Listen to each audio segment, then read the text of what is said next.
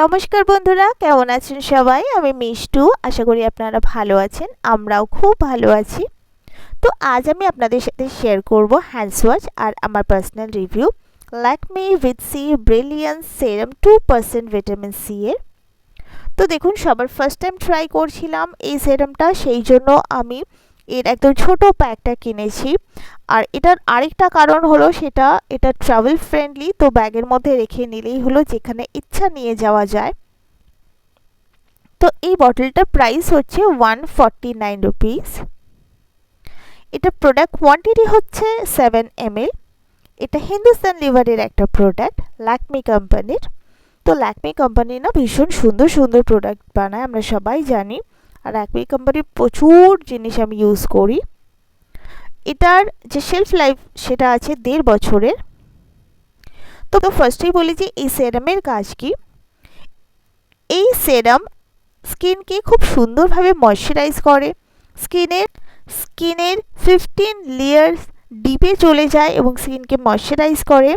এবং স্কিনে যদি কোনো আনইভেন প্যাচেস থাকে, কারো যদি আনইভেন স্কিন টোনের সমস্যা থাকে, সেই প্রবলেমটাকেও কিন্তু এটা সলভ করে। মেকআপ করার আগে আমরা যখন স্কিন ময়শ্চারাইজ করি, স্কিনটাকে কোনো ময়শ্চারাইজার অ্যাপ্লাই করি বা সেরাম অ্যাপ্লাই করি, তখনও কিন্তু এই সেরামটা অ্যাপ্লাই করা যেতে পারে। মানে এই সেরামটা আমি পার্সোনালি বলছি, অ্যাপ্লাই করে মেকআপ করেছি, দারুণ ডিউ একটা ফিনিশ আসে, খুব ময়শ্চারাইজ লাগে স্কিনটা। তো এই সেরামটা কী করে ইউজ করতে হয় সেটা আমি একবার বলে দিই। ফেস ওয়াশ দিয়ে ফেসটাকে ক্লিন করতে হয়, ক্লিন করার পর এই সেরামটা অ্যাপ্লাই করতে হয়।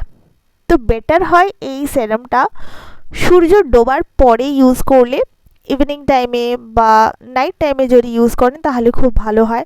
যদি রাত্রিবেলা ইউজ করবেন ভাবেন, তাহলে কিন্তু সেরামটা অ্যাপ্লাই করার পর আপনারা আপনাদের পছন্দের যে কোনো নাইট ক্রিম ইউজ করতে পারেন।